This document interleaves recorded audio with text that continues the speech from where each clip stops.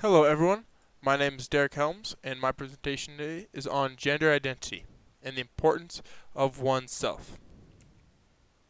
So we're starting off with the basics. Gender roles are social expectations that guide men and women's behavior. Even from an early age, this makes boys rough and girls more passive and feeling.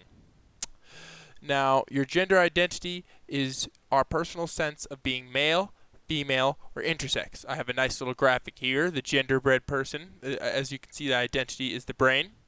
And one who inhabits qualities of a man and a woman as part of their identity is going to be called genderqueer. Now, our sex is our biologically influenced characteristics. These are objectively measurable organs that we are born with, and you can either be male, female, or intersex. Now, transgender is when your gender identity differs from your sex. So who you are differs from your objectively measurable organs. As we can see, we express this, and if we express if a male muscular aligns with a male. If you're male and your expression and your gender expression is mostly masculine, you are deemed masculine. If you're a female and you have a lot of feminine qualities, you're feminine. But if you inhabit from both sides, you're androgynous. Now, continuing on with the basics. Social learning theory, this states that we acquire our gender through observing and imitating. We observe and imitate, and things that we like, we will incorporate it into our identity. Acquiring a gender happens in childhood, as through the process I just described, and this can be imposed by parents. And if they gender type you, if they want you to be a male or female, and you are something else, then that could create some conflict within you. But more on that later. Now, transsexual, I often seen thrown around and misused, but transsexual is when one underwent surgery as part of their transition.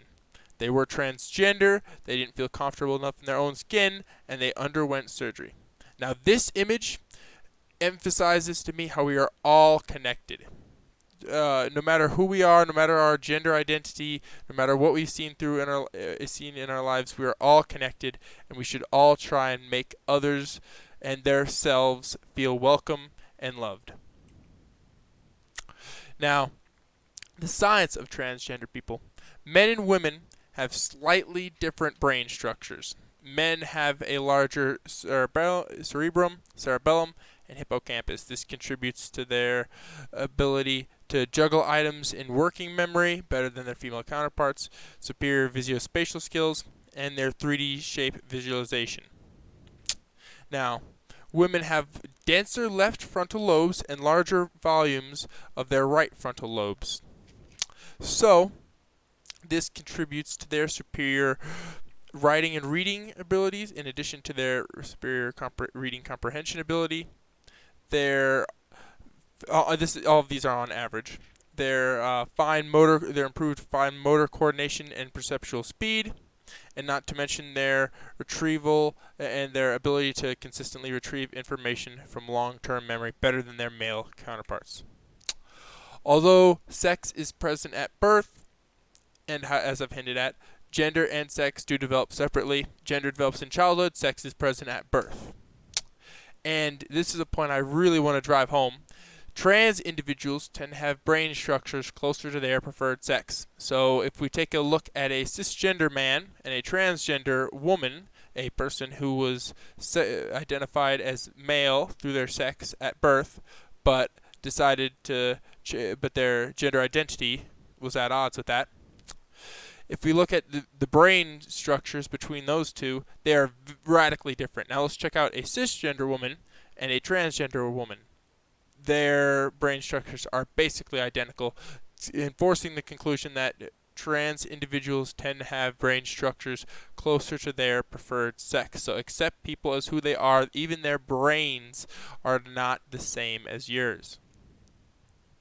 And I want to go into a bit of history of transgender individuals.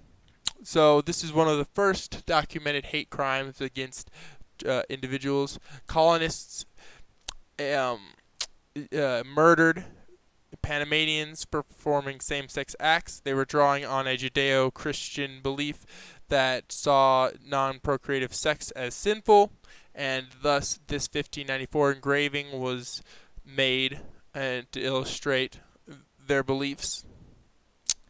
And in the 1800s, laws continued to target LGBTQ+ members, and these were also imposed on indigenous peoples, like Britain's colonies and such. So, in addition, stigma, harassment, and discrimination prevented natural development of these peoples. They were forced to live. Either in silence, or be ostracized, or worse, or potentially murdered. So your two options were keep quiet, or you experience hate, or conversion therapy. And this was in the 1950s. This was hundreds of years later. So what is electroshock, or what is conversion therapy? I've already spoiled it, but conversion therapy is electroshock therapy. In the 1950s, Britain dismissed transgender as being an actual identity, and they said it's a sexual dysfunction, and therefore you get and to cure it, we will implement electroshock therapy on you. And of course, this was not therapy by any means. It caused great trauma to these individuals, and it's just goes to show that we should accept individuals as who they are. We shouldn't try to change them and make them conform to what we believe. And this brings me into gender variance, which is a nicer term that I think for transgender individuals. 6 out of 1,000 people are gender variant, a very small percentage, but we should still make them feel welcome nonetheless. And there's an 80% male to female ratio. And if at first you're like, whoa, so it's mostly just guys? Not really. That statistic is a little misleading. So it's much more striking for men addressed as women than women addressed as men. Women can address as men, and society can deem it acceptable because newer generations are starting to look more fondly on tomboys and other similar phrases to describe women who dress as men. So a woman can basically it can express herself as a man all the way up to this to being very, very masculine, and then society could kind of start to be like, whoa. But if a man even starts to differ a little bit from, if a man even starts to show his femininity a little bit, he could start getting weird eyes. He could start getting weird looks, hate crimes, jeers, and like even wearing a pink shirt can sometimes bring out make other people uncomfortable, and then them express their uncomfortability around you. And this just goes to show that the gender continuum is much more flexible for women. And this is what this gender speaker, Ricky Arundel, stressed. She stressed that although society isn't perfect, we should treat others as who they are. We shouldn't try and make them conform to our own standards. It would just work out. It's just going to make our society worse in the long term. And this leads me nicely into statistics pertaining to trans individuals. Trans individuals experience higher depression and anxiety after a rejection from work, family, or even in healthcare. Now, we're social animals, so our rejection hurts. Being ostracized hurts. We've evolved from tribal beings, and now we're in a much more disconnected society, but individualistic society. But even so, we still rely on our friends to get us by, and being ostracized is a pain that our brain interprets as actual physical pain. It doesn't just interpret it as some sort of different emotional pain. So this is why 35% of trans teens attempt suicide, because being ostracized, being bullied hurts. And these 35% numbers are way too high. We should accept others as who they are. And if that wasn't enough, the law has been, as I've mentioned, the law is not on trans individuals' sides. There's legal loopholes that leave them isolated when they're seeking housing, food, and from work. And if they try and get their, if they try and make it, if they try and find reprimands with the law will not be on their side. Now, yourself is important to your identity. We have to make and having to hide oneself can cause greater can cause mental disorders down the line and all sorts of problems. We should accept others for who they are.